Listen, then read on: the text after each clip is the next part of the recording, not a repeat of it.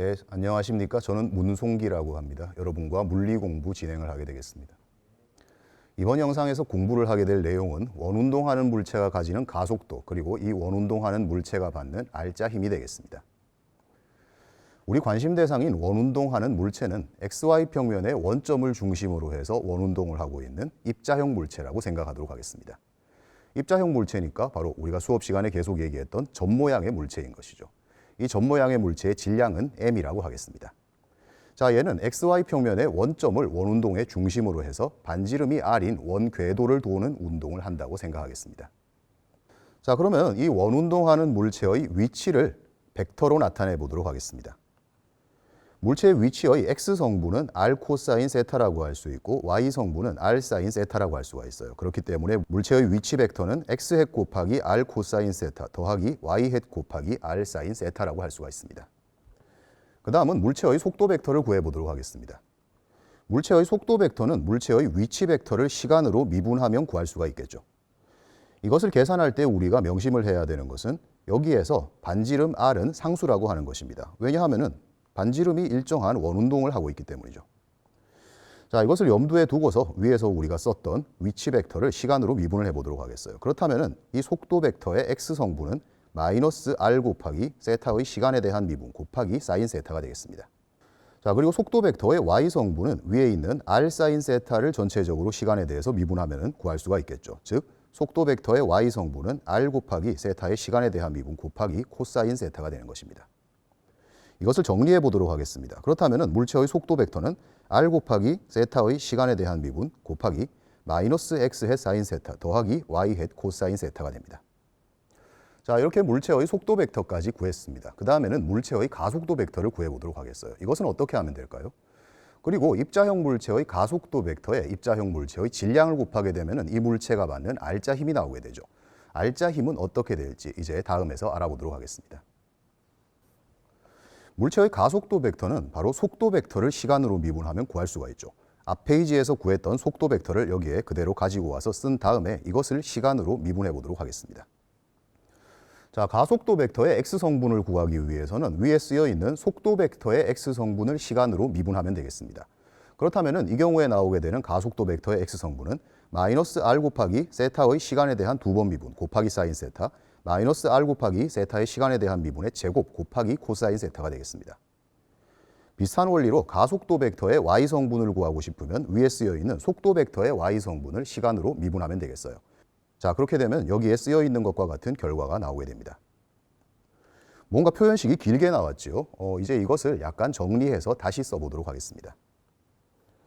위에서 썼던 표현식을 정리해 보게 되면 이와 같이 다시 써볼 수가 있습니다.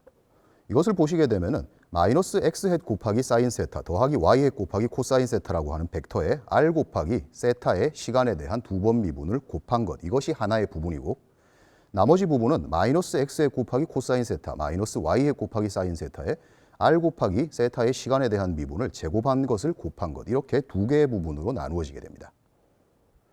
왜 하필 이렇게 두 개의 부분으로 나누었을까요?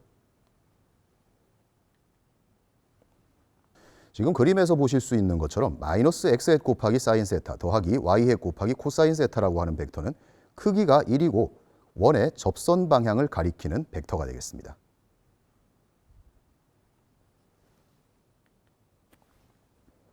그리고 마이너스 X햇 곱하기 코사인 세타 마이너스 Y햇 곱하기 사인 세타라고 하는 것은 역시 그림에서 보실 수 있는 것처럼 이 초록색 화살표 방향, 즉 물체가 돌고 있는 원궤도의 중심 방향을 가리키는 크기가 1인 벡터가 되겠어요. 원궤도의 중심 방향은 우리가 흔히 구심 방향이라고 부르는 것이죠.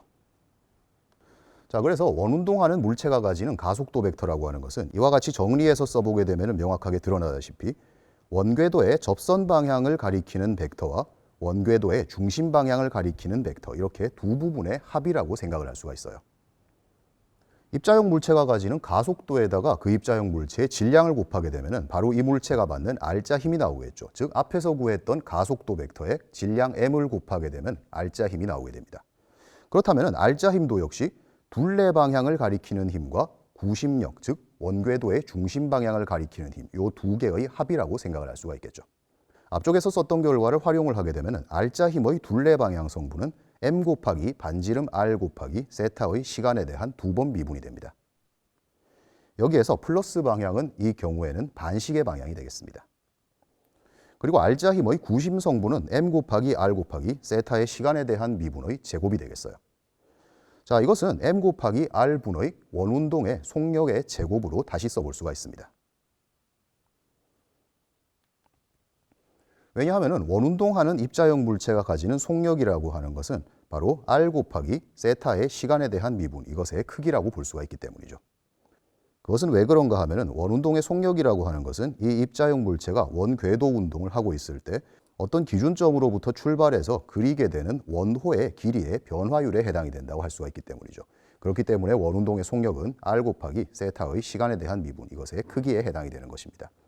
이것을 적용을 해보게 되면 물체가 받는 R자 힘의 구심 성분은 m 곱하기 r분의 v제곱이다. v는 여기에서는 원운동의 속력이 되겠습니다. 이렇게 나타낼 수가 있는 것이죠. 만약에 원운동의 속력이 일정하다고 한다면 그렇다면 세타의 시간에 대한 미분, 이것은 0인 경우에 해당이 되겠죠. 우리는 이렇게 속력이 일정한 원운동을 등속 원운동이라고 합니다. 등속 원운동의 경우에는 우리가 앞에서 보았던 식에서 세타를 시간으로 미분한 것, 이것이 계속해서 0으로 일정하다고 할 수가 있겠어요. 이것을 앞의 식에다가 적용을 해보게 되면 이런 경우에는 원운동하는 물체가 받는 R자 힘에는 둘레 방향 성분이 없다고 하는 것을 알 수가 있습니다. 즉 둘레 방향 성분의 크기가 0이 됩니다. 그렇다면 이런 경우에는 물체가 받는 R자 힘에는 오직 구심 성분밖에 없겠죠. 즉 이 경우에는 원운동을 하는 물체가 받는 R자 힘은 곧 구심력과 같다, 이렇게 말할 수가 있겠습니다.